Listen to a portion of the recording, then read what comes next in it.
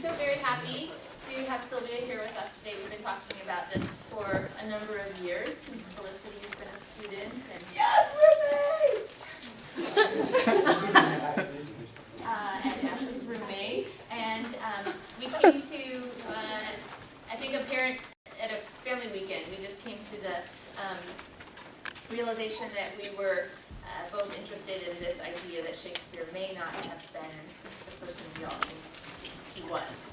So, and come to find out that she's kind of an expert at this topic. So I'm very honored to have her here with us today, and we'll turn it over to her and learn more about the topic. Thank you so for inviting me.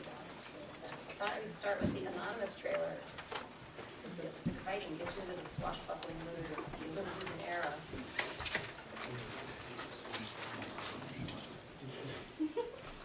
It'll go.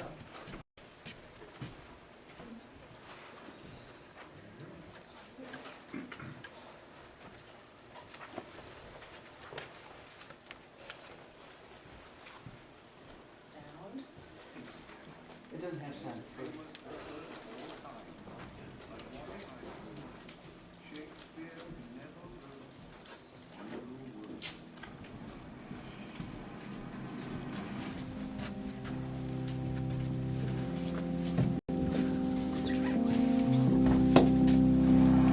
10,000 souls, all listening to the writings of one man, the ideas of one man. That's power, Robert. Since when did words ever win a kingdom? Leave that to me. Plays are the work of the devil, born from a cesspool of plague and heresy. In my world, one does not write plays. William Shakespeare. People like you do. Words will prevail with the listener. He has done this for a purpose. Will Shakespeare! Fraud! Charlatan! He came to me, Ben. He came to me. None of your poems or your plays will ever carry your name. Promise me you'll keep our secret safe.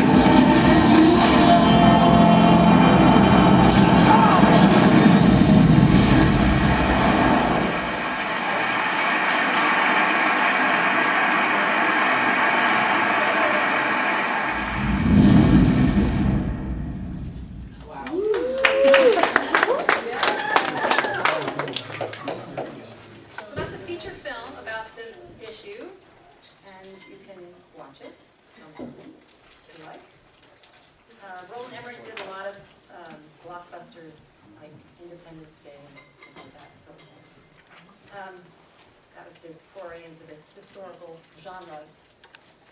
Today, I'm doing this. How do I turn this on now? No, click in the box first. You're in the. Oh, there it goes. There we go. Yay, okay. So, thank you, Bonnie Carpenter, for inviting me. And so this is going to be an introduction to the Shakespeare authorship controversy. And my introduction was in the 60s, and that's me, that little girl, and then that's my brother Elliot.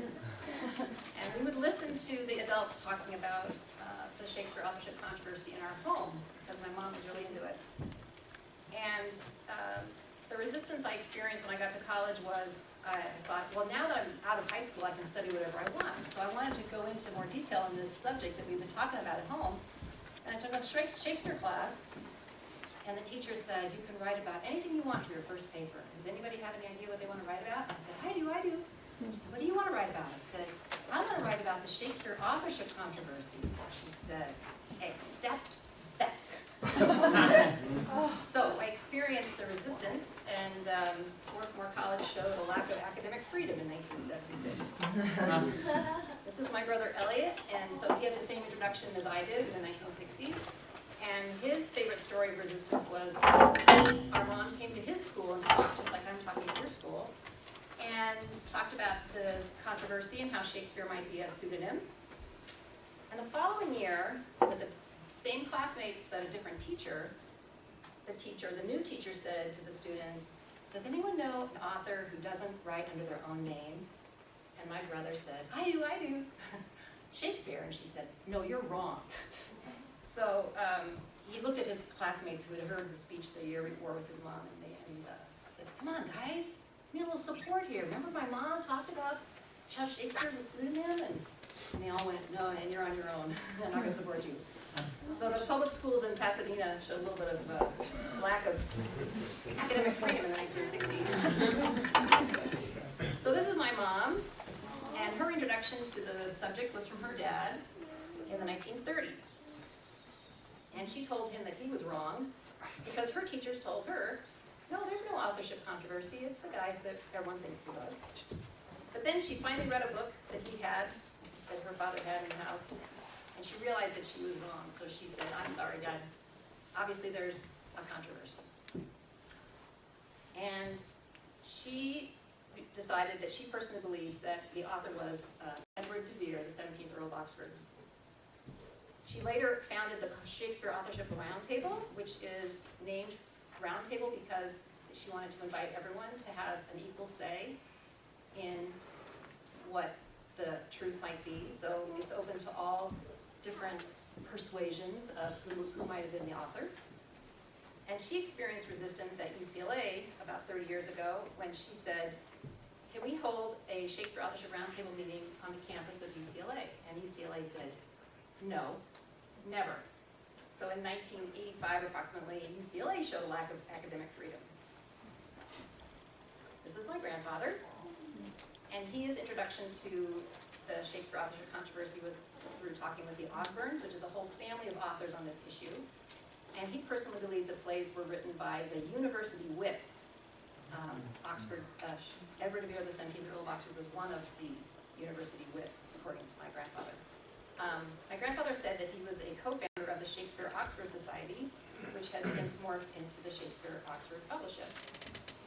So you can see that my family is, I'm the third generation Oxfordian, or our Shakespeare authorship doubter. And my family is full of doubters. So then there's this one, Lisa Wilson. She's on the left. They're identical twins, Laura and Lisa. They made a documentary. I'll be showing you pieces of that today. When she was introduced to the authorship question by Shakespeare himself, because she was performing the plays and she felt like he was talking to her and saying, there's double talk here. There's knowledge, there's hidden knowledge. You need to look deeply. So she came to her professor and she said, I feel like there's some double meaning and that there's hidden agenda. I really want to find out what's going on. And he pulled out this copy of the PBS video, The Frontline Shakespeare Mystery, and he said, don't tell anyone I gave this to you, because I could get fired. So she learned about it through him and his being willing to share with her, but it also showed that her college, and that was, she went to University of Minnesota, was showing a lack of academic freedom for the fact that the professor felt that his job was in jeopardy if he talked about it. So she got the information and the resistance at the same time. So anyway, she came and visited my mom in 2011, and later that year my mom gathered some of the Shakespeare quotes from the sonnets that she felt spoke about the authorship and created an authorship sonnet. So let's look at some text that my mom picked out. So these are all from sonnets. Though I once gone to all the world must die, my name be buried where my body is. From hence your memory death cannot take, although in me each part will be forgotten. Your name from hence immortal life shall have, your praise shall still find room, even in the eyes of all posterity. Not marble, nor the gilded monuments of princes shall outlive this powerful rhyme. When you, entombed in men's eyes, shall lie, your monument shall be my gentle verse, which eyes not yet created shall o'erread, and tongues to be, your being shall rehearse. When all the breathers of this world are dead, you still shall live. Such virtue hath my pen, where breath most breathes, even in the mouths of men. So she put that on her Christmas card, and I actually brought some of the extras if you wanted to see it. So it shows which sonnets each line is from. So the person that in this in the sonnets that we believe, most people believe is being memorialized is Southampton. So. But then why is the author saying he's going to be forgotten? So why would an author be forgotten? Maybe it's not the right name. Anyway, so here's going to be your introduction, and I applaud Idlewild Arts for its pursuit of academic freedom, and because let all sides to the argument be heard and respected. And I can't predict what kind of resistance you meet, but you will meet resistance when you talk about this topic. So your introduction will have 4 parts: 3 things about the works of Shakespeare, the pseudo-official story about authorship, the 3 exhibits of evidence for doubt, and then I'll mention some other candidates.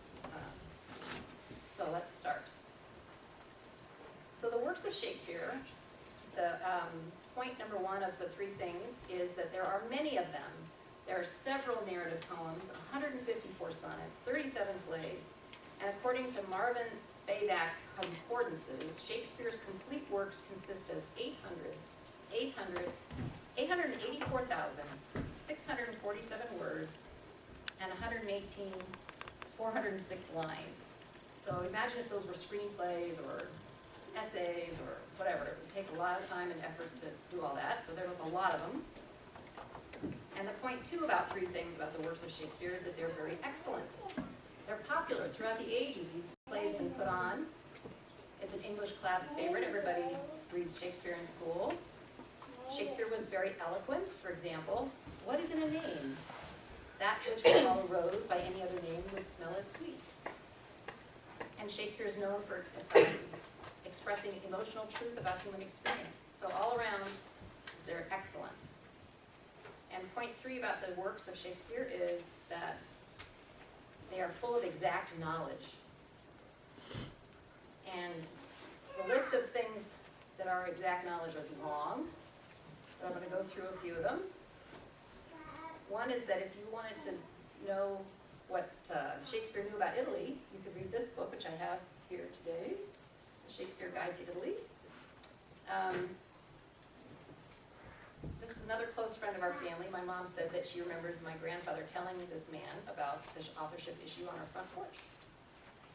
So what this book talks about is that in Italy, these are the places that are mentioned in the plays of Shakespeare on the map. And Richard Rowe was concerned about people thinking he was crazy for going and looking there because everyone says, oh, Shakespeare's English. Why would you expect him to have anything about locations in Italy? But he went. And I love this scene where he says, in the first act of Romeo and Juliet, trees are described, and no one ever thought that the English genius who wrote the plays could have been telling the truth, that there were such trees growing exactly where he said, in Verona. So he had a taxi driver take him there, and they're exactly where it's mentioned in the plays. And that's just one example, and the whole book is full of them, that it's exact knowledge. You can't just get that from a local pub. So Italy is one of the examples of exact knowledge. Here are some other ones. Here's law. There's books about how Shakespeare has exact knowledge about law. There's books about how he has exact knowledge about music.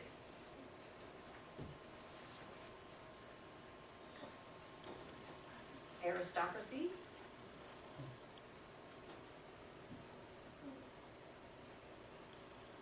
Ancient classical literature.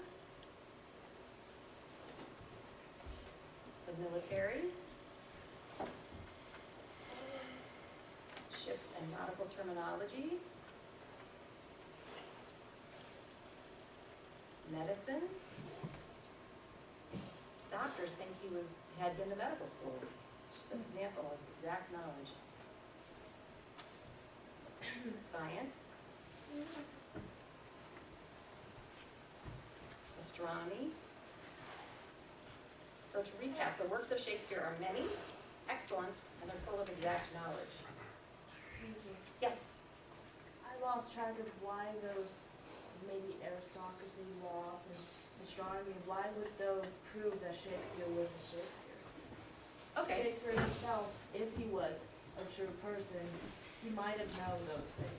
right. That's true. But how?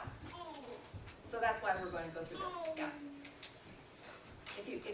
If the schools at the time, it's true that there's no evidence of him going to elementary school or high school, but that people say he probably didn't. But there's, the records for colleges and medical school and law school are all intact, so there's, you can say for sure he didn't go to those. That's why, that's an example of why it might not be him. So some people say, why bother learning about who it might have been? As long as we have the plays, it doesn't matter. But I like to think about, people say that Hamlet is a self-portrait, and Hamlet says, "O God, Horatio, what a wounded name, things standing thus unknown, shall live behind me. If thou didst ever hold me in thy heart, absent thee from felicity a while, and in this harsh world draw thy breath in pain to tell my story." So when I read that, I think of the author saying, tell my story, even if it's hard to find it. So the official story about the man from Stratford is that he wrote the plays, and that he was a genius, and he used his imagination, and that's the tradition that we have, and that's what's taught today in most of the schools. I'd like to show a little bit of the documentary that Lisa Wilson made with her sister about the last book. That in fact that his name is on the first folio, and therefore it's case closed. So let's see that. It's 10:21 in that movie. So how do I get out of here? That's a movie. But I need the sound for the movie.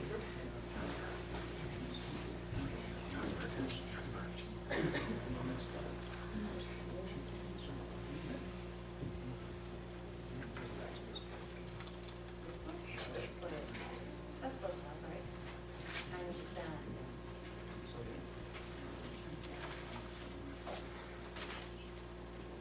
Sound of the movie. There it was. Let's just hold that.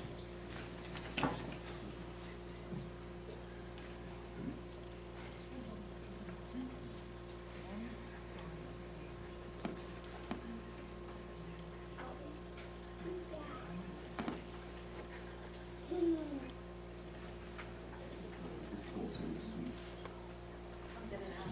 Other references in other poems in the first folio too, to the writer of these plays having a monument in Stratford.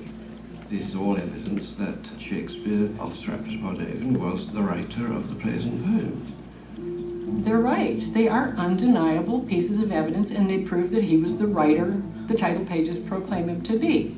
You've got it locked in to Stratford-on-Avon with the monument and the Sweet Swan of Avon, and you have a watertight case for William Shakespeare of Stratford, identified as the writer of the works of William Shakespeare.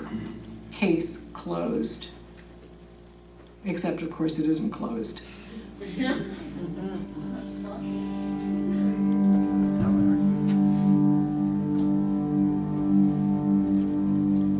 I don't think anybody questions that a man named William Shakespeare was born and lived and died in Stratford-on-Avon. That's not the question. The question is whether he wrote the works that have come down to us under the name William Shakespeare. That is the authorship question.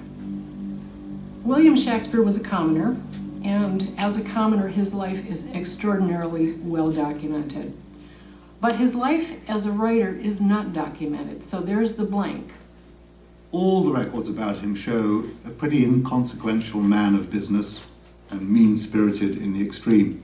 He hoarded grain in times of famine, charged... Okay.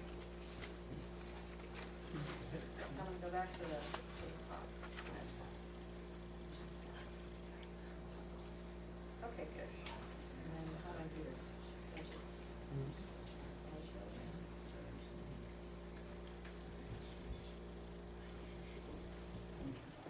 Okay. Oh, it took me back to the beginning. Weird.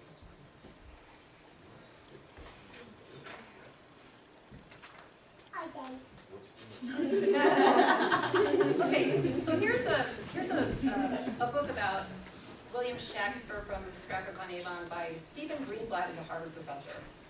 And he says, like in the movie talked about, as it happens, more is known about Shakespeare than about most professional writers of the time. And it's true that his life is really well documented for a commoner. And this sentence makes it sound like there's plenty of evidence that Shakespeare was the writer. But in fact, all it says is that there's a lot of information about the man. And so that means like his money and his business dealings and things like that. But you'll find, like I found on the Folger Shakespeare Library website, that people will take what Stephen Greenblatt said and then assume that he means that there's evidence linking Shakespeare to the plays and poems. But that's not what Stephen Greenblatt said. He's being careful, and I think the Folger Library is not being careful in what they say. So there's a few holes in the official story. So now I'm gonna have 3 exhibits, things that would actually be allowed in a courtroom. Here's the 6 signatures of the man from Stratford. So this is the sum total of what we have in his handwriting. And I wanted to show another part of the video. 15 to 16. Command tab.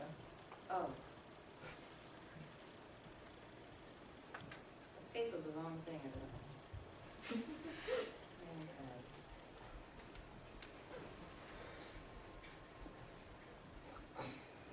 The visiting preacher, for the wine he served him, took people to the small claims courts. Of knowledge of there is nothing preserved. Who knows? And the only thing that connects him to the theatre in that document is an interlineation in another hand, leaving money for remembrance rings to Hemming, Condell and Burbage, 3 actors in the Lord Chamberlain's Men. He hasn't kept any copies of his plays. Not a shred. All he left us in his own hand are 6 shaky signatures in which he uses 11 letters of the alphabet. There's nothing else. He never left a letter, memo, anything. The 6 signatures are spelled slightly differently. The handwriting is not terribly consistent. In fact, it looks pretty crabbed. They don't show what we think of as a John Hancock. It doesn't look like he really developed his own happy little signature, the same on every page. William Shakespeare's handwriting compares very unfavorably with the other handwriting specimens from others who wrote for a living at that time period. So if you're looking at the will, you're looking at 3 signatures that do not recommend him as a professional writer, just on the face of it. There is nothing preserved of this great genius which is worth knowing. Nothing which might inform us what education, what company, what accident turned his mind to letters and the drama. President John Adams.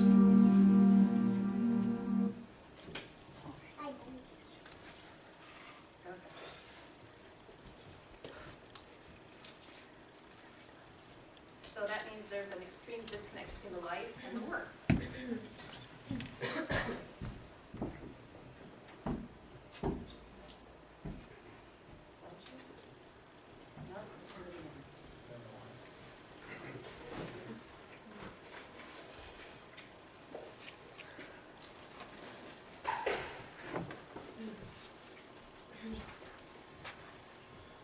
The next exhibit that would be acceptable in a courtroom is his last will and testament.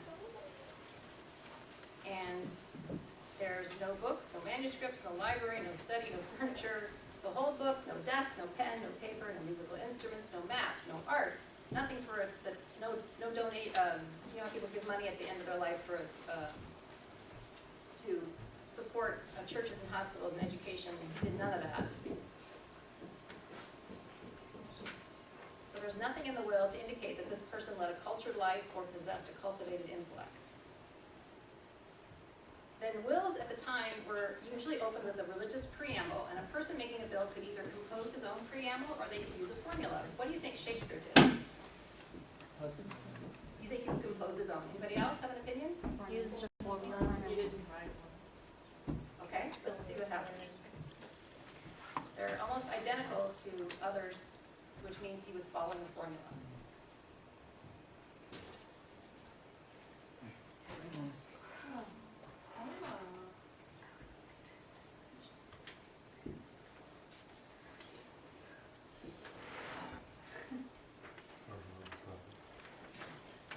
So he had a lot of money and a lot of homes, and he had a lot of money to mention in his will.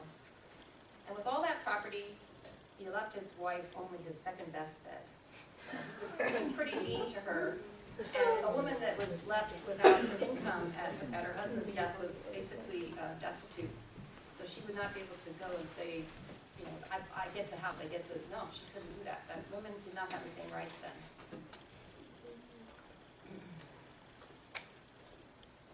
So we have one more piece of evidence we could bring to a courtroom, and that is mentioned in this book, the Shakespeare's Unorthodox Biography by Diana Price. And again, I want to go to the video, but I don't know what the number is because I can't see my note. This is the first time we've done the back, or Sylvia's done the back and forth.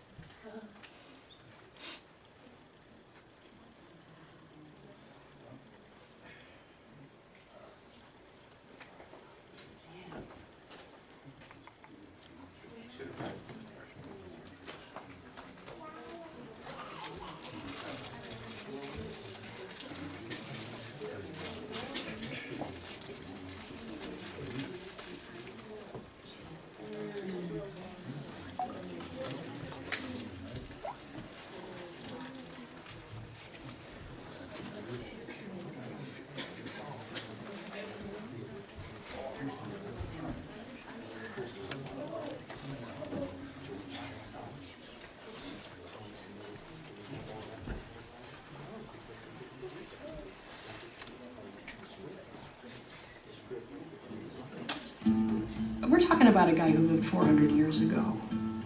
The Globe Theatre burned down. There was the Great Fire of London. Who knows what kind of records decayed over time. In fact, as far as I knew when I first got into this subject, there was probably not anything for anybody. So I went looking specifically for what I call literary paper trails. These are pieces of evidence that can support the statement he was a writer by profession.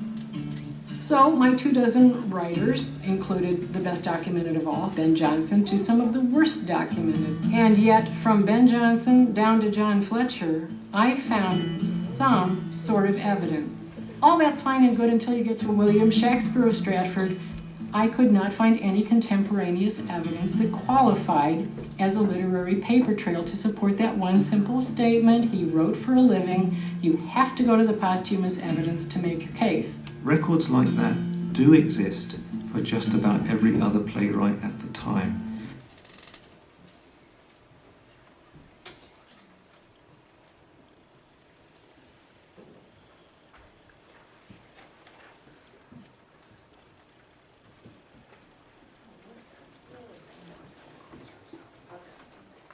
So that's what I'm saying about this is a lack of evidence is evidence.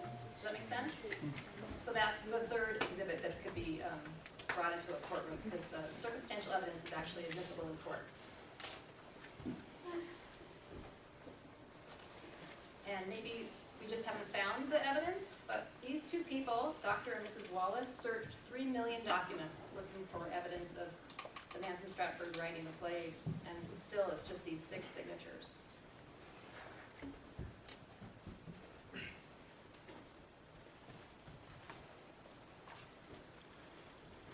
So here's the 3 exhibits: the 6 signatures, his last will and testament, and the fact that there's no evidence of him having a literary life. If it were a crime to have written the works of Shakespeare, the man from Stratford would be found not guilty. So is there room for reasonable people to have reasonable doubt about who wrote the works? Ladies and gentlemen of the jury, I rest my case. So here's Mr. Greenblatt again. He's the Harvard professor. He was on NPR with Renee Montagne, and Renee Montagne has done a number of radio shows about the Shakespeare authorship controversy, and so she knew what to ask him. And she really cornered him, and she said, what about the fact that he doesn't have any education? And what about the fact that he doesn't have his literary trail and all these things? And she finally wouldn't let him weasel out, and she finally got an answer out of him. And he said, it does seem like he did drop in from another planet. So even the man that makes his money saying that the man from Stratford is Shakespeare by writing books about him and stuff like that, has agreed that there really isn't any evidence that he had any learning at all. There are quite a few people that think that there's doubt. These are just some of them. And if you also have doubt, I recommend that you sign the Declaration of Reasonable Doubt so that we can have this topic discussed and studied in academic institutions and have academic freedom.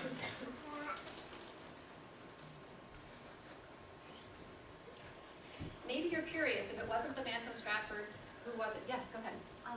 Just to make it clear, so the William Shakespeare, they did research on a person that's called William Shakespeare from this place. That's right.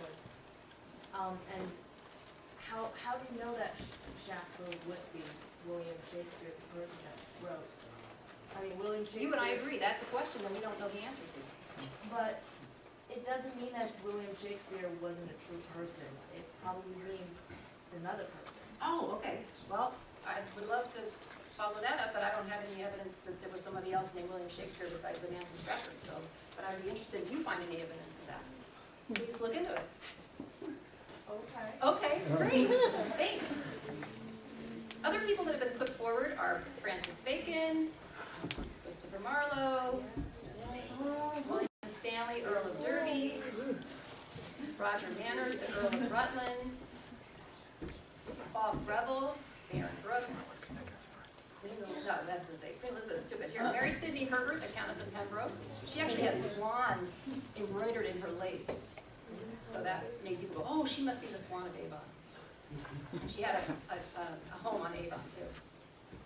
And here's a promising candidate, Edward de Vere, the 17th Earl of Oxford.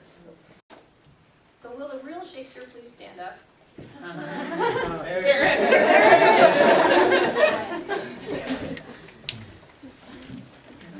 In 1920, a man named Loney, it's spelled Looney, but it's pronounced Loney, poor guy.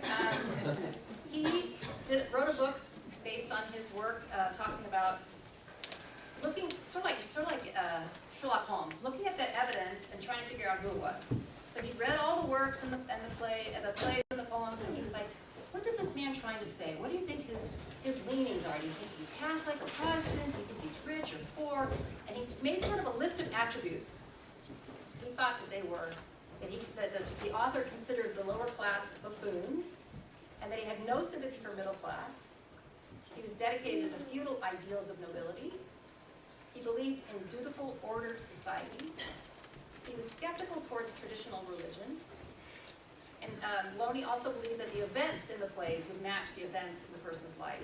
And he tried to find somebody, and he felt that he found the right person when he found Edward de Vere, the 17th Earl of Oxford, because he thought everything was fitting. He even said, I think from now on, all the evidence that will be unearthed will support this idea, that Edward de Vere will gradually become more and more acceptable. So Edward de Vere, the 17th Earl of Oxford, had a theatrical upbringing because he grew up in a castle, literally, in the company of players who were employed by his parents, and they performed for him and his family and guests. He actually wrote plays as a child, including one where he had a character say, a horse, a fresh horse, if that sounds familiar to anybody. He rented Blackfriars Playhouse in London in 1583. He hired John Lilly to be his secretary. John Lilly is a famous poet and dramatist also. Another employee of Edward de Vere's was Anthony Munday, another playwright. Edward de Vere kept a troupe of players called the Oxford's Boys. And there's probably other things that I forgot to list. There's some references to Oxford as a poet and playwright in published books. In 1589, in The Art of English Poesy, it says, for tragedy, the Lord of Buckhurst and Master Edward Ferries, for such doings as I have sense of theirs to do, deserve the highest praise is the Earl of Oxford and Master Edwards of the Majesty's Chapel for comedy and interlude. So evidently he was writing, and people talked about him writing in 1589, but there's nothing under his name in that year. So so it wasn't published under his name because aristocracy wasn't supposed to work. And if you had it published, that means someone was paid. And if someone pays you, then you're a working person. And that's below your station. And in 1598, there was another reference to him as a poet or playwright, and it was, "So the best for comedy amongst us be Edward, Earl of Oxenford," and some other people. And then at the end, it even mentions Shakespeare, which is kind of interesting to see them in the same list, as if they're two different people, so that's kind of confusing. But one more in 1622 did not mention Shakespeare, and that is this one from Henry Peacham's 1622, "The Complete Gentleman," has in the time of our late Queen Elizabeth, which was truly a golden age, and for such a world of refined wits and excellent spirits it produced, whose like are hardly to be hoped for in any succeeding age, above others who honored poesy with their pens and practiced to omit her majesty, who had a singular gift herein, were Edward, Earl of Oxford, and a bunch of other people. Yes? Sorry, what was the year of the last document you showed? 1598. Okay, well, thank you, sorry. It's okay. So then I want to show another section of the thing, but I don't have the time of it.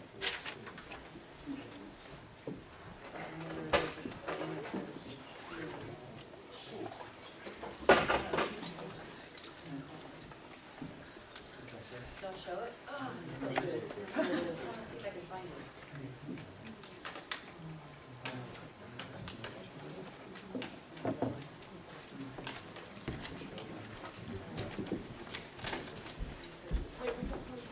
Okay, we'll come back to I have a great thing about him being into the theater. Okay. So, Edward de Vere as a possible playwright. This guy in 2005 wrote a book where he took the life story of Edward de Vere and then he chose to write the whole book from the point of view that, yes, Edward de Vere was Shakespeare, and I'm going to show you how his life shows up in the plays. So he's talking about him as a child, and then a teenager, and then a young adult, and then he'll talk about the different parts of the plays that support or are identical to things that happened to Edward de Vere in his lifetime. So it's a really entertaining read. It's called Shakespeare by Another Name. And I actually have some bookmarks of that book, so you can all have one if you want. They're kind of cool.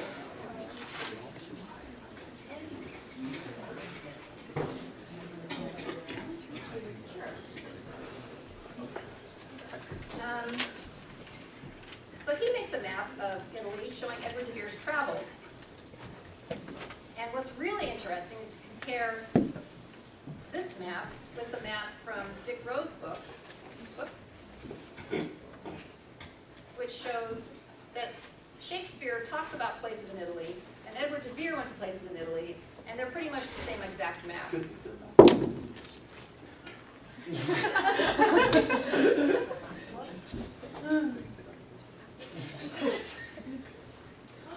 So, another guy who's worked on, I should do this, the preview of that movie. I mean, that's a good dramatization again of Edward de Vere's life, but it's only a very small section of his life because it's only a 90-minute film. So this is an entertaining t-shirt that shows that the man from Stratford must have gotten all of his information from the Mermaid Tavern. So they call it the Mermaid Tavern University, and it has all the things that Shakespeare knows a lot about: medicine and law and Latin and philosophy and poetry and all that. So pretty entertaining. So this is Lord Burleigh, and he was satirized as Polonius in Hamlet. And that's a Stratfordian theory. This theory that Polonius was Lord Burleigh was around before Loney even said anything about Edward de Vere. But what's interesting is that in the precepts that are mentioned in Hamlet, where he says, "To thine own self be true," and all that stuff, was actually printed after both Edward de Vere and the man from Stratford were dead. So how did he get a hold of them if it was the man from Stratford? And Edward de Vere's connection with the man, Lord Burleigh, is that when Edward de Vere was 12, his father died, and he became the first ward of the court, and Lord Burleigh became he went to live with Lord Burleigh as a ward. So Edward de Vere had royal blood, so Lord Burleigh got a lot of money for taking care of him, and Lord Burleigh had the best library in England, and he hired tutors to teach Edward de Vere and a bunch of other nobility that had awards. He had a lot of awards in his care. And he hired tutors for all of them, so they would grow up and run the country someday, so he was careful with their education. Another example of a good connection with De Vere and the plays is that Golding,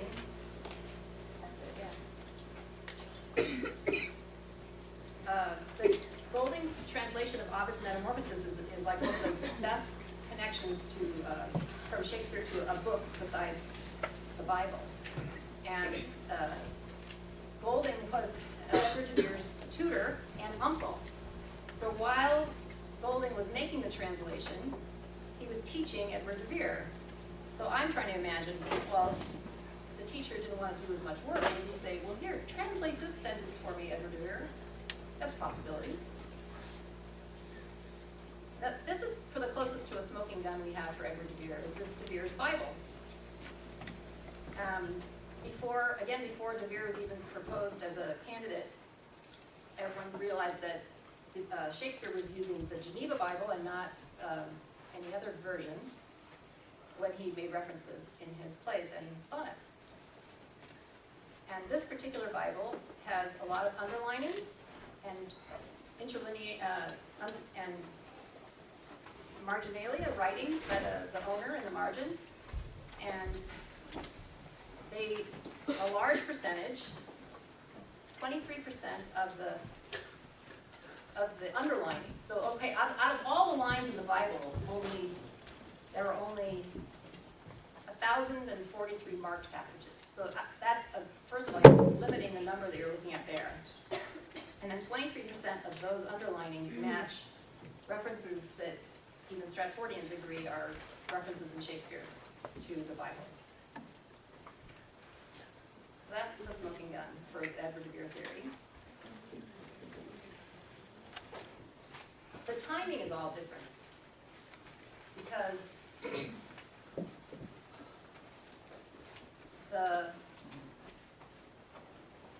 when the plays were being printed and published and put on in public houses was much later than they were being performed for the Queen in her home. So people that believe that it's a man from Stratford say, well, he couldn't have written Hamlet, but there was a sort of Hamlet, the Hamlet that came before that he was imitating. But if you're an Oxfordian, you say, well, that age is appropriate for when he would have been writing it in the first place and showing it to the Queen, so the Hamlet was also written by the same author. All right. Yes? The Bible thing. Yes. So Edward de Vere, he arranged the Bible? He owned a Bible. Oh. And he wrote it. it. He wrote it, yeah. And we have underlined something that has reference, that's kind of similar to what Shakespeare's work has reference to. Exactly. Okay. A lot of like the translations of things choose certain English words for the translations. So that's an easy way to spot which version of the Bible he was using is when he refers to something that's a biblical reference. He'll use an English word that matches the English word of the translation. Because the Bibles are all translations. Is it possible that the sonnet that you showed us in the very beginning, he is talking about God? That's a great idea. I really want you to keep a copy of that and tell me what you think, because I want to hear your impressions. And I'll give you my email at the end.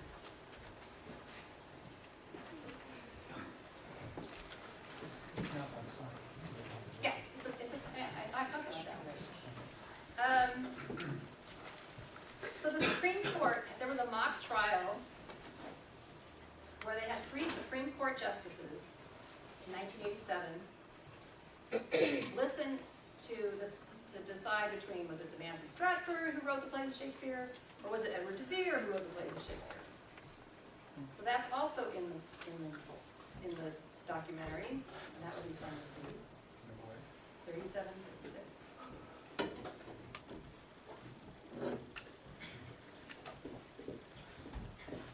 Come, come.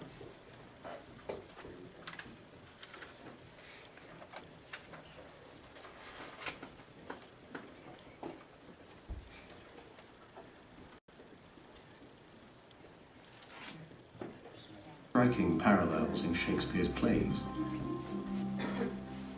I think Hamlet was Oxford, and I don't see how anybody who knows anything about literary creativity can fail to say that the author, whoever he was, has given his picture as Hamlet. In 1987, 3 Supreme Court justices heard evidence for and against the case that the Earl of Oxford wrote the works of Shakespeare. Well, welcome again this afternoon as we hear in one of the most extraordinary discussions that this or any other university has had the privilege to hold. What's your view of the strength of the taboo, just revealing one's identity? Edward de Vere is not a man whose life reveals an extraordinary fear of social disapproval. He denies the paternity of his own son, openly lives with his mistress, is put in the tower for fathering a child by her, is reputed to be in the company of lewd persons, sells off most of his estates, has running battles in the streets. This, I would claim, is not the actions one would expect of a man deeply concerned for his good name.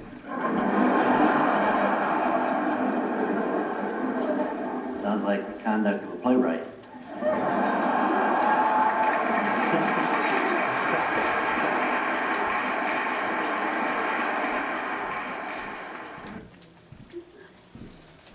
That was what I was referencing. It sounded like a playwright. So that was Justice Stevens, who has since signed the Declaration of Reasonable Doubt. So you'll be in good company if you sign that document online. So if you're a reasonable person and you have reasonable doubt, I hope you'll sign that declaration online. I have a few on paper copies if you want to see it. And there's my email. And I would love to hear from you. And I would also like to have questions and answers, but I want to keep in mind that if you also want to hear about Othello's Guide to Italy, we'll have to do that before the end of the time. Go ahead. This thing with the Supreme Court Justice got me thinking about the law. Now, this has been quite a while, since, what, 500 years? 400 and something. Well, 1600, right? Yeah. 400. Has anybody looked into any court cases that somebody has come up and said, hey, you know, this guy didn't do this back in 1600 or 1625, or the family, because he did make a lot of money. His name was on these plays. Why is it taken up to the time with your grandfather, which is not long ago, compared to 600, 500 years, for anybody else to come up with this idea that he didn't write them? Like in England, somebody else, this lord, say, hey, I did those.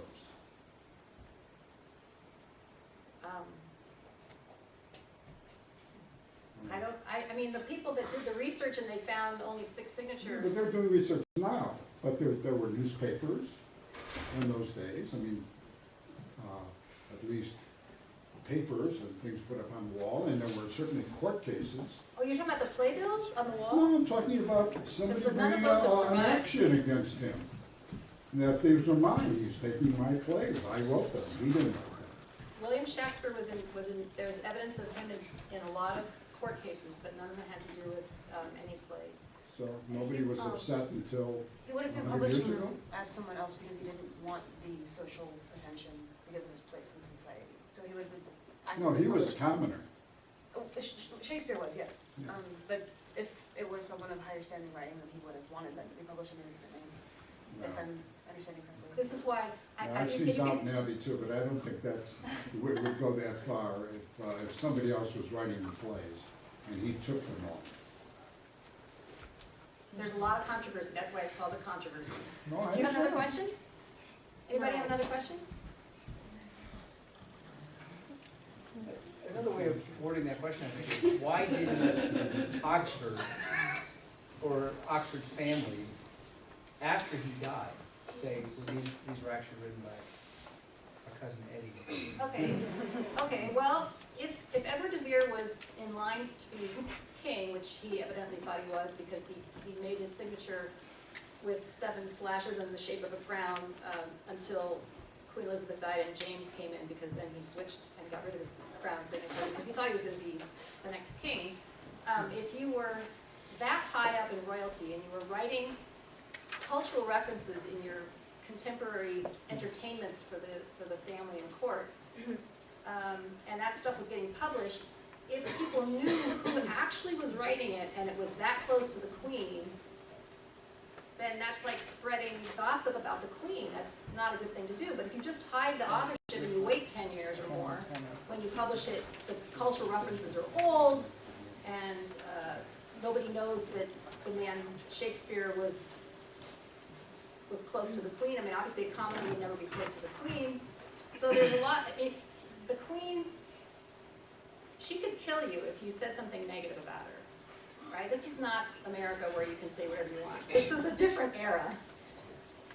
And playwrights were dragged into the Star Chamber and tortured and all sorts of horrible things. The Man from Stratford never was dragged in there, even though it's clear that Polonius was more burly and... It was lampooning her. Yeah. Was So he not brought it's- in during the Richard II and the Essex? Was he not called in during that time? Nope. Oh, okay. Yes. So I'm going back to Bill's comment. So it's taken, say, 400 to 500 years for anybody to question that he was not the author of these plays? It was 200 years. It was the 1900s. This is the first time it was really brought up. So 16 from 19 is 200 years, okay. 19th So century, sorry. 200 years, and nobody questioned it at all. Well, they mostly weren't watching his plays for those 200 years. He didn't suddenly become a huge megastar. Thank you, Andrew. Thank you. There was a time when all the playhouses were shut down. After the interregnum, Beaumont and Fletcher were the largest, the biggest, the most important playwrights of that time. Shakespeare was second rate. Yes. I'm wondering about did anyone, I know you said that De Vere's foster father had that amazing library, but did anyone look into De Vere's education to match it up? Like, did he, I know the Italy couples matched up, but did he purely educate himself in the library, or is there anything about his education as well? De Vere. De Vere's Yeah. education, Yeah. yes, there's somebody who, I can't remember the name of the researcher, there's someone researching his childhood, that he was actually sent away from his home to live with his tutor close by. And that guy was also writing certain things. I don't remember all the details on that, but that is currently being researched. I don't know if that's been published yet. It's a lot of fun to go to the conferences and hear the papers because people's research is so rich because it hasn't really been mined yet. It feels like a gold mine. All this information that you can find, I feel like it's There is a amazing. lot, known, that he was, Golding was his tutor while While he was the Metamorphosis was being translated. Yeah, that's a pretty And, clear one. and that he graduated from Oxford or Cambridge, both, or something, Yeah. in law, and when he was 16 years old. And he went to the Inns of Court and studied law. Okay. Thank you. Yes? Do you personally believe that De Vere wrote all of Shakespeare's works, or do you think it could have been under multiple people? Thank you. Yes, my personal experience, my personal belief is a little bit of my grandfather's and my mother's. I think Edward de Vere is extremely important. I feel like he was the puppet master or the Michelangelo, and he had like a bunch of secretaries and a bunch of people working with him. That's what I imagine. You know how Michelangelo gets all this credit, but in fact he had people working next to him and doing some of the grunt work.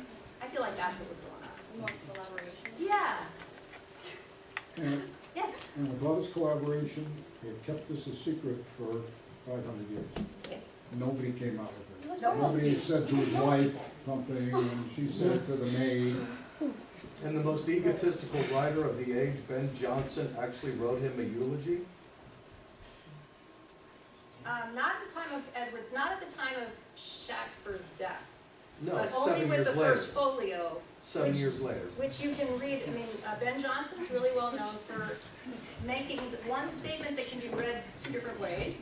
Okay. And everything he's written in the first folio can be seen from both points of view. Like, he's sort of saying, Yes, for the people who don't understand, it was the man from Stratford, ha-ha, wink, wink. And yes, for the people who do understand, here's some references to Edward de Vere so you understand that I know who he is. And I'm saying these nice things about both of them because I'm Because trying to one's been cover- dead for 17 years and the other one's been dead for 7. And so who's gonna get him if he says something about it was really Edward de Vere? I mean, what's it gonna hurt de Vere? If he, It depends, When- no, it depends on what's in the plays. If the But he- plays give you information, then the information can hurt the state, because he's talking about royalty and royal issues. But he's talking about the old royal family. At this point, King James is in power, and that's the Stuarts. Yes, but And it has every nothing time- to do with the Elizabethan rule. Let's try and be calm. Let's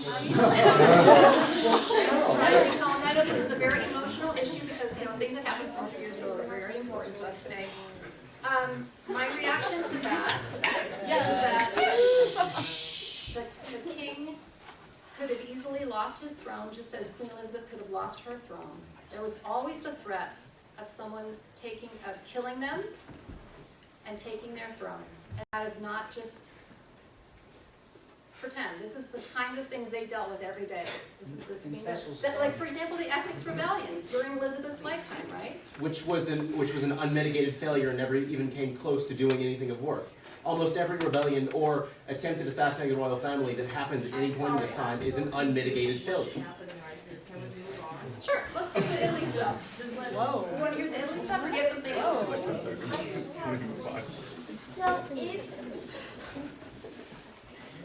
So if De Vere wrote under William Shakespeare's name, would he have had to been gotten William Shakespeare's permission, hey, I can't write this stuff because it's below my station, so can I use your name? Would he have had to ask him?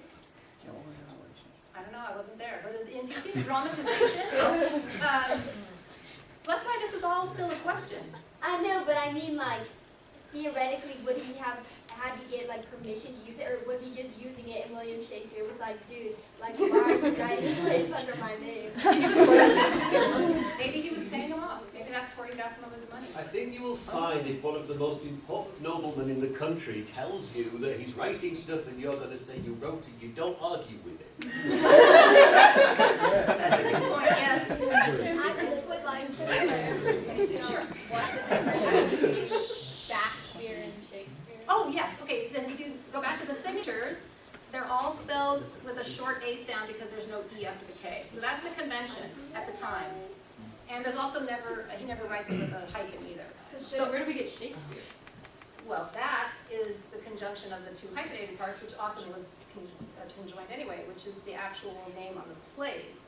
The man from Stratford never signed his name like that. He always signed it Shakespeare. And didn't the playwright often use a hyphen?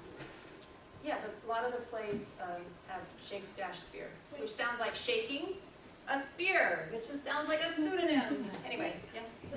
So that's all the same person when you say Shakespeare, Shakespeare, what are you referring to?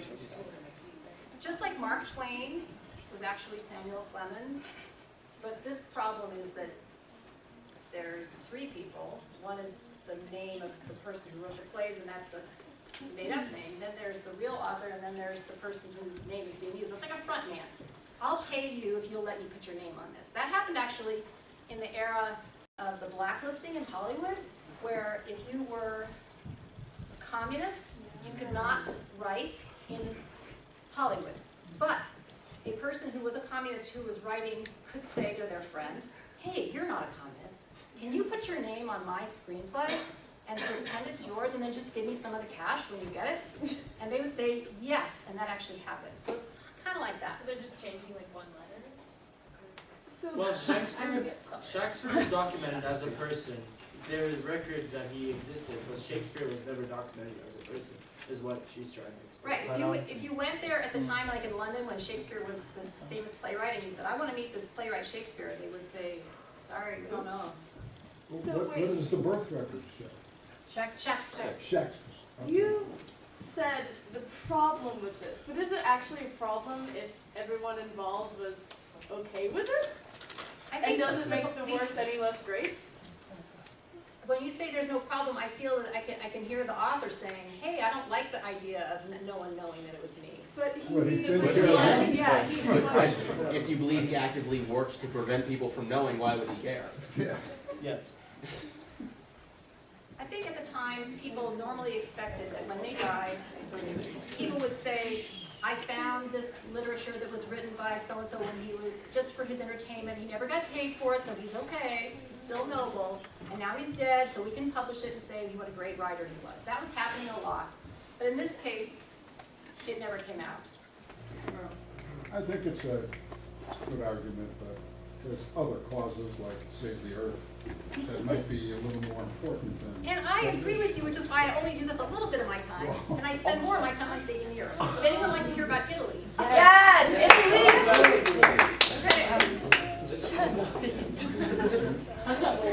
Save the management and like recycling, like that's all we're doing. We're trying to get a teacher. That's not the one.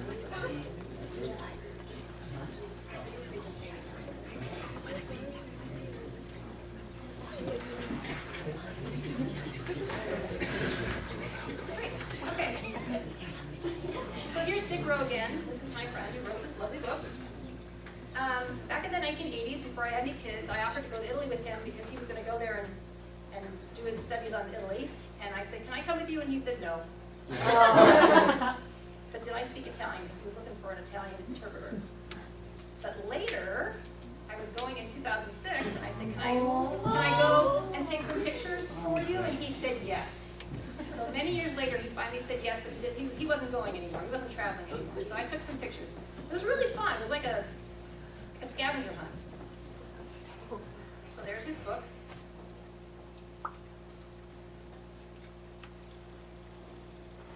So he suggests that all of these particular plays are set in Italy. Some of them people disagree with. He drew me this little map for one of them to try to find the picture that he wanted. I don't think I found that one. That was kind of hard. So he was my mentor. He said, always start from the text. The words are your clues. So, and after you've looked at the words, you travel to Italy, you walk around, you look around, you think it through, does it fit like a puzzle piece, and then you've probably got the right place, right location, or the right idea. So the first thing he said was the most important picture he wanted was Shylock's house. So here's the text. Graziano says, this is the penthouse under which Lorenzo desired us to make stand. Go to Italy. Go to Venice. Go to the Jewish ghetto. Walk around, look around.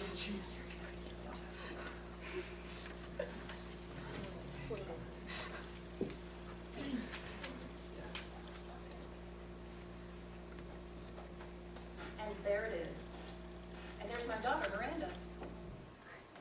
So this building, Dick Rowe believes, is the Shylock's house in The Merchant of Venice. It is a penthouse in that it is up above, it's a second floor house. Everything else has, the rooms, the enclosed rooms are on the first floor, on the ground floor. Which one is that there? The one with the trees? Yeah, Oh, okay. so you can actually walk underneath there. So this would be the penthouse. And it actually, yeah, it has some greenery about it. Has it been remodeled? Nope, nobody knows except Dick Rowe at this point. Nobody's done anything about it since then. So it's a brand new book, sort of, in my opinion. So here's a view from underneath there. But does this location make sense? It's right next to the red bank, Banco Rosso. So, so it makes sense for a money lender to be living over a bank. So it makes sense. Okay, here's another example from Dick's book. He said, please take a picture of clogs. So let's look at the quote. In Othello, Brabantio says, for your sake, Jewel, I am glad at soul I have no other child. For thy escape would teach me tyranny, to hang clogs on them. Othello takes place in Venice. We'll go to Italy, go to Venice. They actually have clogs in the museum, so we're going to go to this museum. They're the clogs. So these are clogs from that era. And Venice is known for having very wet streets because the whole building, I mean the whole city is like reclaimed land practically, and everything's flooding all the time. Does it make sense? No one could run away wearing clogs like these. They would need a chaperone just to keep from falling over. So yes, it's a way of sort of stopping your daughter from getting away. So it would make sense to, in that phrase, hanging clogs on. Here's another example from Dick's book. He asked me to take a picture of the party room at Juliet's house. Come to my house and for their pleasure stay. So let's go to Verona, Italy. So Dante referenced this true story of Romeo and Juliet between 1298 and 1308, which is kind of cool. I never heard that was a true story before. This is the outside of what is classically, they could claim as Juliet's house. And there's the inside of the room. But does it make sense? At first glance, I don't think so, because there's a balcony outside the great room. And everybody knows that Juliet comes out on the balcony for the famous balcony scene from her bedroom, right? But actually, there's no balcony in Shakespeare.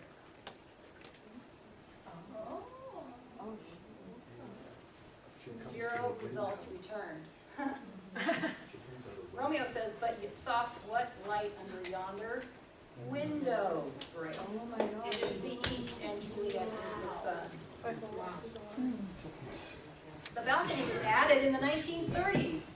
So if you take the balcony away because it wouldn't have been there at the time, then it's not quite as crazy. Here's another example. He said, please go and take a picture of the Pilgrim's Hostel. Here's the quote from Shakespeare's All is Well that Ends Well. Look, here comes a pilgrim. I know she will lie at my house, whither they send one another. I'll question her. God save you, pilgrim. Whither are you bound? To Saint-Jacques-le-Grand. Where do the Palmers lodge? I do beseech you. At the St. Francis, here beside the port. So this is a very specific reference to a location. Go to Italy. Go to Florence. Walk around. And you find Piazza Ognissanti, which is the same as the port. Port is the ancient name for an area between the southern wall of the Roman Florentia and the Arno River.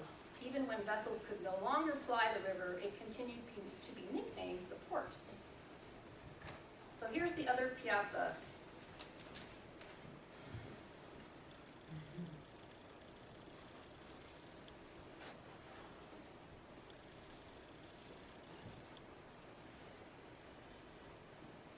When the widow is talking about the piazza in All's Well That Ends Well, she says, look, here comes the pilgrim. They say, next to the port. So here we are at the port. Now we're going to go next to the port, so we have to go a little bit farther. And you find this, the St. Francis Pilgrim's Hostel. And then this is the symbol, the two hands crossing, and it's beside the port, literally. 7 or 8 doors down. The two hands is a symbol of what? St. Francis. So does the location make sense? I think it does. So the word beside is very exact. It doesn't mean in the port, it means next to, and that's exactly where the Pilgrim's Hostel is. So this is where they were standing when they were talking about it, because from here, you can actually see some symbols across the river of Saint-Jacques. There's a seashell window across the way. Where is the, Sorry, go ahead. first picture in reference to, I'm confused about that. Okay, Sorry. so You're on the bridge there, right? yeah, And this you one's can be like way- standing here Okay. and say, go down to the port, which is the next block, which is Right. right there.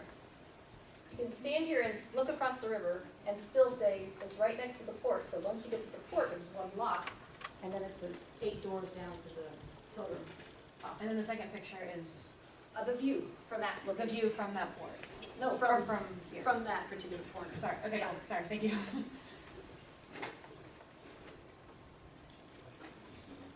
Okay, so the one that Dick didn't know about was the Sagittary. He said, oh, I don't know about it. I'm so frustrated about the Sagittary. I don't think I know what it is yet. So, keep your eyes open. So a Sagittary is a centaur, which is half horse, half man, holding a bow and arrow.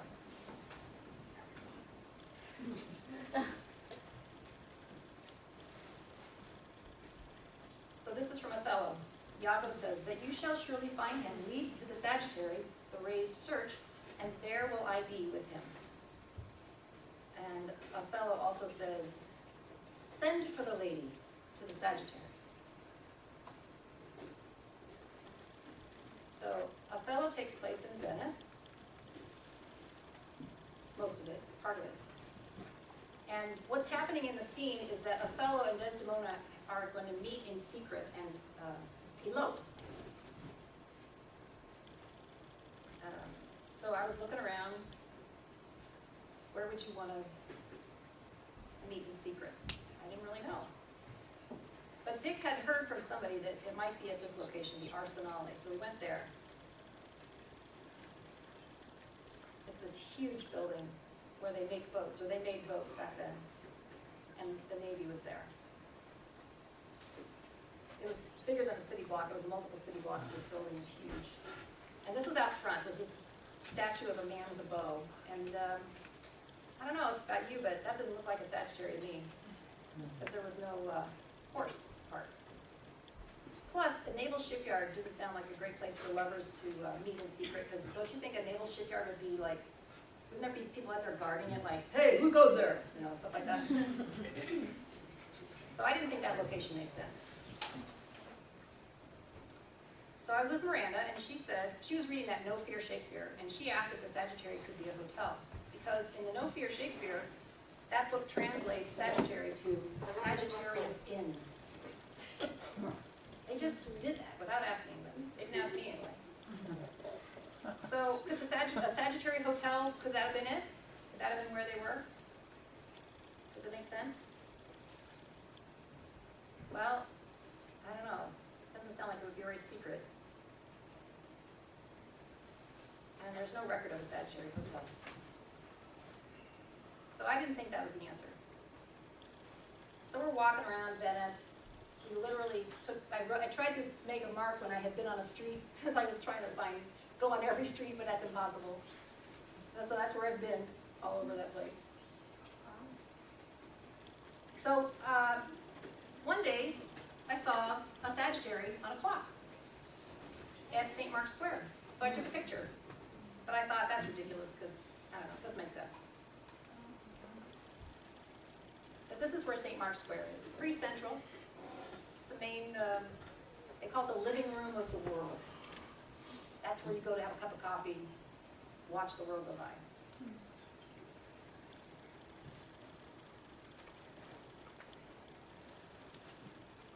Well, it really looks like a Sagittary. It's a much better fit than the statue. But is it hidden like a secret?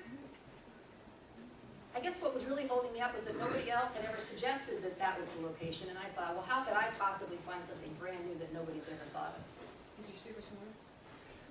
Because this is a gold mine, and we haven't done this research yet.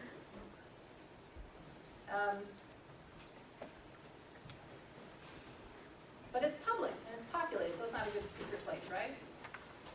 But what about this? You ever heard of this movie, Hide in Plain Sight? And people say that all the time. It was hiding in plain sight. So maybe it could have been the place. It might have been a meeting place out in the open. Let's go back to the text. We know it's the middle of the night because Iago says, rouse him, when she's talking about her father, Desdemona's father. And at this odd, even and dull watch of the night, raise some special officers of the night, so we know it's at night. Well, the square would be pretty empty at night.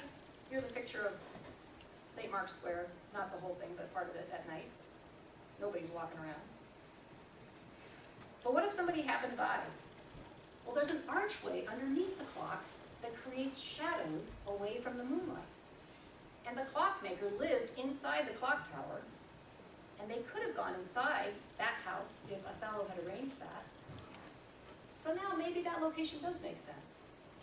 And what's really cool is that the Sagittary is both a place and a time. Because the Sagittary is next to, in this particular photograph, next to 2 and 3, but the clock is so complex, it actually changes or something, or it used to, I don't know. Well, what would change with the astrological signs? Exactly, The clever idea will be that the clock is telling the time, but it's also telling you the astrological time. So the clock will tell you when you're in Sagittarius. Huh. I would guess. It's such a complicated clock that it was running when it was during Edward de Vere's lifetime, but it was not running when I was there. I mean, it was running, they changed it, but it's not running nearly as complicated as it was. My George III clock that used to give you the phases of the moon at the top, over time, the lead weight and just the wear in the mechanism means that you have to take out the cog that runs the phases of the moon, otherwise the clock doesn't run. See, they're complicated. All right, so not only that, but Italian hours and what we call regular hours are not the same thing either. I tried to understand how complicated the Italian hours are, but I sort of gave up. For example, in Lugano, the sun rose in December during the 14th hour and noon was during the 19th hour. And in June, the sun rose during the 7th hour and noon was in the 15th hour. So if you would understand what that means, good for you. I don't. I think it would be easier to just to say, I'll meet you at the time when it's got the Sagittary on the clock. When I got home, Dick seemed excited about the clock at first when I got back, and he said, what time of day was the Sagittary next to? Was it next to the middle of the night? But I couldn't determine that. But then he sent me a letter, and he said, I disagree. He decided that for his book, and it's in his book, it was the Sagittary neighborhood. But later, Dan Wright of the Shakespeare Authorship Studies Conference in Concordia asked me to write a paper, and I said, okay, so I started to work on it again. By the time I figured out why I thought Dick was mistaken, he had passed away. But here's Dick's reasons. The Sagittarius is a place, not an astrological sign, so it couldn't be the sign of the Sagittarius. Othello's in a house, so it couldn't be the clock. And he believed that the Sagittarius is a district in which the house could have been found. So he had his reasons why Sagittarius is not the Sagittarius. But let's go back to the text. Iago says this, though I do hate him as I do hell pains, yet for necessity of present life, I must show out a flag and sign of love, which is indeed but sign, that you shall surely find him lead to the Sagittary. And so to me, when I see the words, any word duplicated close together, it means to me, and Dick taught me this, it's like the author is saying, pay attention to this word. I'm repeating it. I don't repeat things very often. I'm doing this on purpose. Pay attention. So the word sign near the word Sagittary made me realize it's okay. Sagittary can stand for the astrological sign of Sagittarius. His second reason was that it was a house.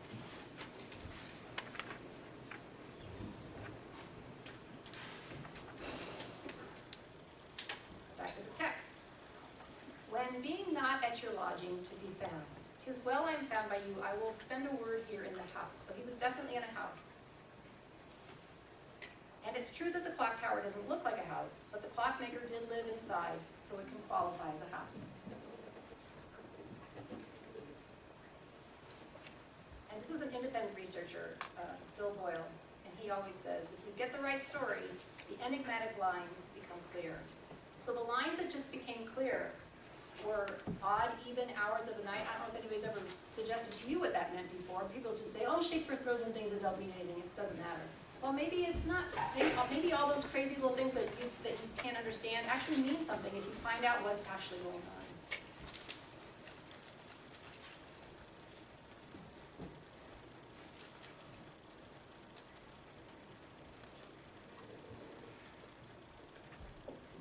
Dull watch of the night.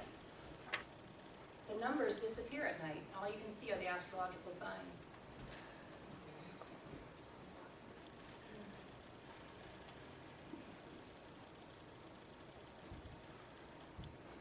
This is a stretch.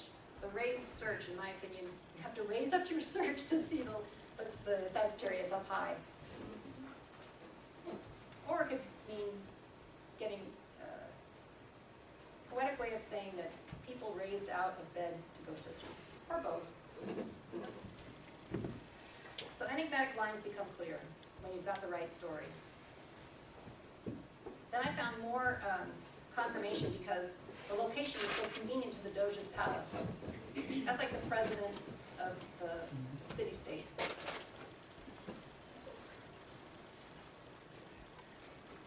Again, about the things being repeated, this particular section of Othello has the Doge or the Duke being repeated multiple times. See how often it is. How may the Duke be therewith satisfied, whose messengers are here about my side, upon some present business of the state, that has to do with the Duke, to bring me to him? 'Tis true, most worthy Signor, the Duke's in council, and your noble self, I am sure, is sent for. How, the Duke in council? Repetitive. In this time of the night? Bring him away, mine's not an idle cause. The Duke himself, or any of my brothers of the state, cannot feel this is wrong. So clearly you have to pay attention to the palace and the Duke, because this is repeating so many times. So where's the Doge's palace? Well, that's a picture of it. It's like a wedding cake looking thing. And it's right next to the clock tower. Can you see the clock tower right here? There's the clock tower, and there's the Doge's palace.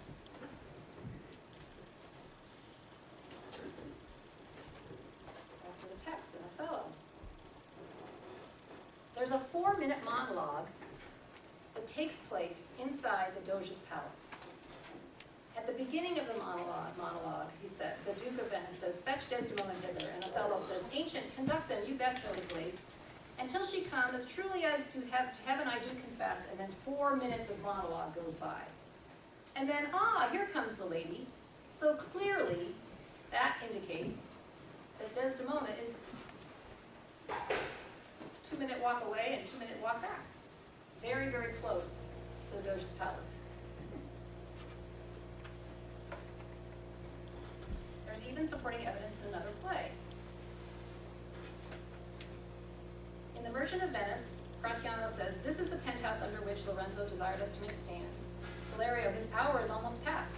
Gratiano, and it is marvel he outdwells his hour, for lovers ever run before the clock. Now that could mean two things, right? The lovers run to meet each other in front of a clock, or it could just mean that they're usually early. Or maybe it means both. There's even more supporting evidence in another play. In Gentleman of Verona, see the wonders of the world abroad. And the clock is a wonder of the world. The bands in the clock face had previously shown the apparent movement of the planets around the central Earth. The tower was built during 1496 and 97, and the mechanism of the clock was then built into it, and no expense was spared in the decoration of the tower and the clock, using quantities of ultramarine and gold leaf.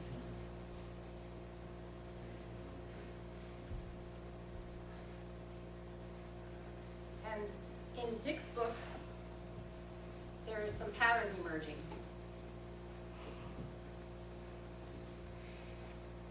And when something fits in the pattern, that's more evidence. So the patterns that were in Dick's book are that a lot of the items were unique, like the penthouse, and there's a bunch of other ones. You can look at the book if you want. They're often enormous locations, flamboyant locations, dramatic locations, or supernatural locations. So here's some examples of unique, enormous. These are photographs from his book. Flamboyant, dramatic.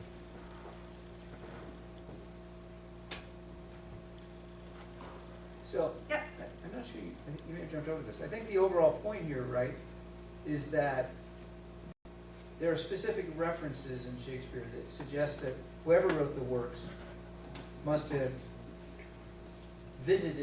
actually visited these places and not just heard about them from some traveler Right, 'cause in a it's, bar down the street. right. And did Shakespeare ever go to Europe, and did Oxford go to Italy? Yeah, Oxford went to Italy, and the man from It's well Stratford, documented. it's well documented. He wrote letters back from there, In these locations? from those locations, yeah. And did Shakespeare ever leave the kingdom? Not that we know of, and you had to get permission from the Queen to leave the country. So there's a pattern. Many of the sites have outdoor roofs, and so that's another example of things that emerged in the places that Dick Rowe found in Italy. A lot of them have outdoor roofs. So the clock is unique, enormous, flamboyant, and has an outdoor roof, so it fits right in with all the other locations that Dick Rowe found in Italy that were in Shakespeare. So this, Dick Rose believed that it was a street, Sagittary, but that's a plain and ordinary place, it doesn't really fit. So in conclusion, the clock has what looks like a Sagittary, the location makes sense, and there is supporting evidence. Therefore, the clock in St. Mark's Square is the Sagittary mentioned in Othello. Is that a coincidence? But there's statues on top of the clock tower, and they're called the Moors, and that's Othello is called the Moor. Why wouldn't it have been some other celestial sign? Why the Sagittary? It could have been any of them, right? If it had been a Sagittary, if there had been a Sagittary statue, we wouldn't have to ask this question, but there's all the other choices. I found a clue in the word ancient, which is right next to a lot of the sections that in Othello. Ancient, conduct them to the place, you best know the place. He's referring to Iago. So I happened to look up ancient Sagittary for some reason, thinking maybe that's a clue.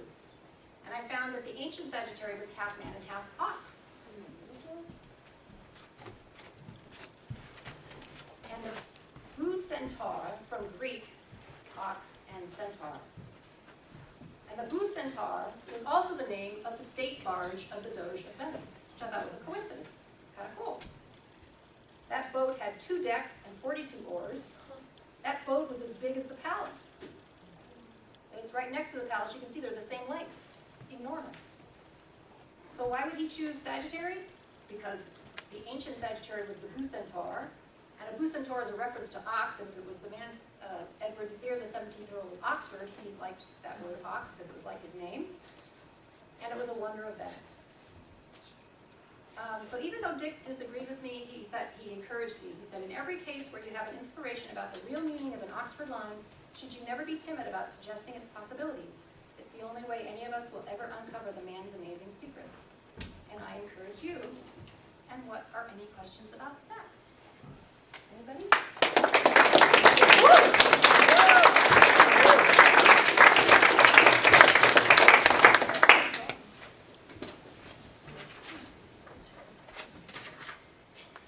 No questions? So you all agree I'm right? Yeah. Oh, awesome. Thank you. Yes. Sorry, I did run into the bathroom with this, I don't know if I missed this or not, but when you were talking about how he had doubts about it being a house and a lodging, if I'm correct, and as someone who probably knows more about this than I do, but being under the house of, like if you're under the house of Sagittarius means that you are in like the time of the other Sagittarius, right? That's cool too, yes. That's something. That's right, that's an astrological, Yes, yes. they call it the house, right? That's right. Oh, So thank you. that's the only one that you seem to not be able to counter, so I guess that's, Oh, that's a wonderful I don't line know. of inquiry. I would love to pursue I don't know how that. well I've been around, I guess that's more of a. There's a woman, she's like 18, 19, 20, she decided to work on the astrological references in Shakespeare. She did a great paper on that a couple of years ago in Pasadena. And I'll have to contact her and ask her about that. That's a great idea. Thank you so much. Yes? Yeah, is it possible that it could have been a statuary 500 years ago? That's It's no not longer there. Right, could have been, yep. Yes? What's your next topic to investigate, or are you pursuing this farther, or what do you want to move forward with in your study? I've been encouraged to put this into a form that can be published in the newsletters and journals.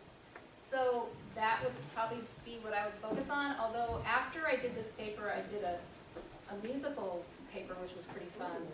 And we sang some of the songs from the era because it's so complicated, the counterpuntal or whatever it's called, when they have different lines doing different things. It was really hard to sing. I had a couple of friends, and we stood up and performed for the conference a couple years ago, and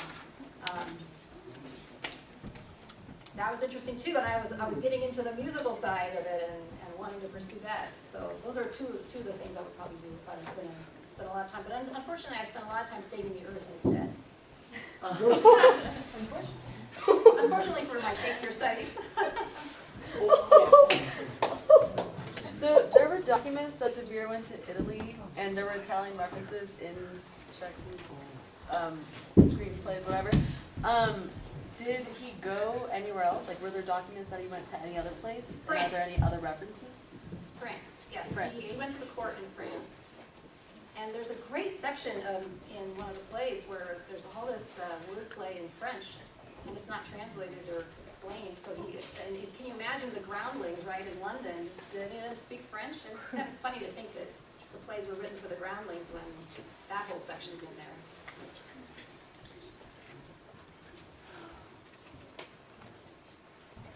Okay, thank you very much.